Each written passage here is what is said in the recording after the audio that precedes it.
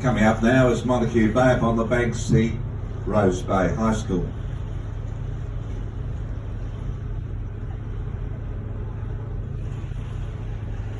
In front of us is the Tasman Bridge. The Tasman Bridge spans twice the distance of water as the Sydney Harbour Bridge.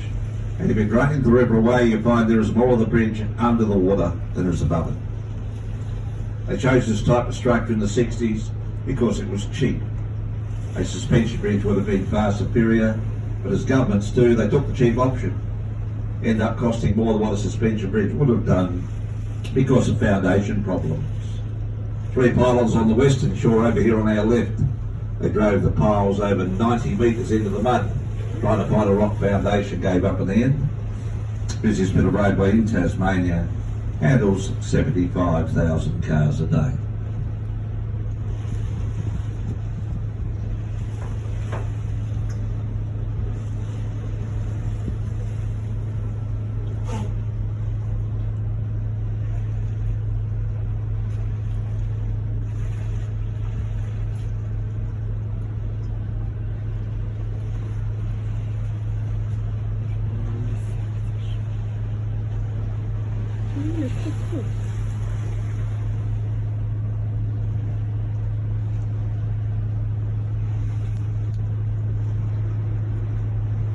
On about the 3rd of January 1975, the Lake Illawarra, under the command of Captain Pelk, was taking on a load of zinc concentrate at Burnie in the northwest of Tasmania.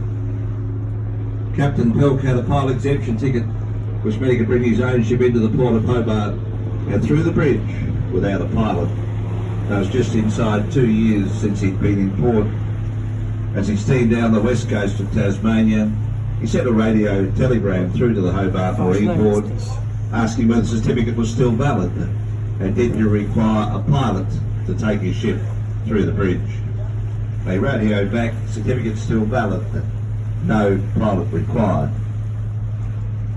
As he steamed up the river, he came up on the eastern shore we've just done. He should have been further over towards the west. And unbeknownst to Captain Pelk, there was a 9.5 knot current pushing down against the ship, and he slowed the ship down too much. He lost control or steerage way of the vessel. Realising he's out of control, he desperately tried to turn the ship, put it on the rocks over here on the right-hand side. But alas, on January the 5th, 1975, at 27 minutes past 9 on a Sunday night, in light drizzly rain, the 10,000-ton bulk carrier Lake Illawarra, loaded with 10,000 tonnes of zinc concentrate, slammed into the Tasman Bridge, wiped out 2 pylons. A 150-metre section came crashing down on the bow of the ship. The ship sank in 5 minutes, killing 7 crew members on board and 5 members of the public, whose 4 cars plummet over the edge of the bridge into the Derwent River.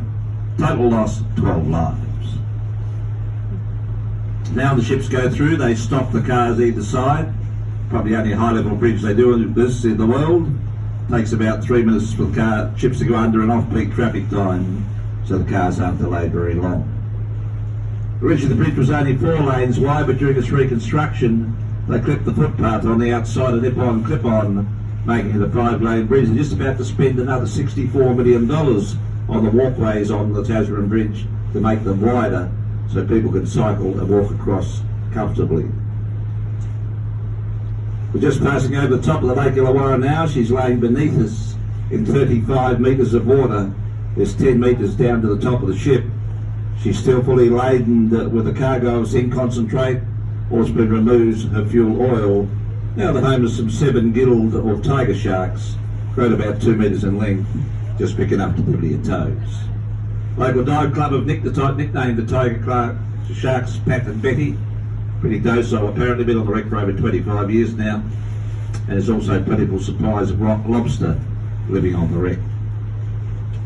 As we pass through the renewed span, if you look above, you can see it's made of steel, especially constructed steel from Japan, probably out of pressed out Toyotas. And the reason they use steel is because the width of the span. Couldn't put the pylon back that used to be in the centre because of the hundreds of tonnes of bridge decking and roadway laying on the bottom.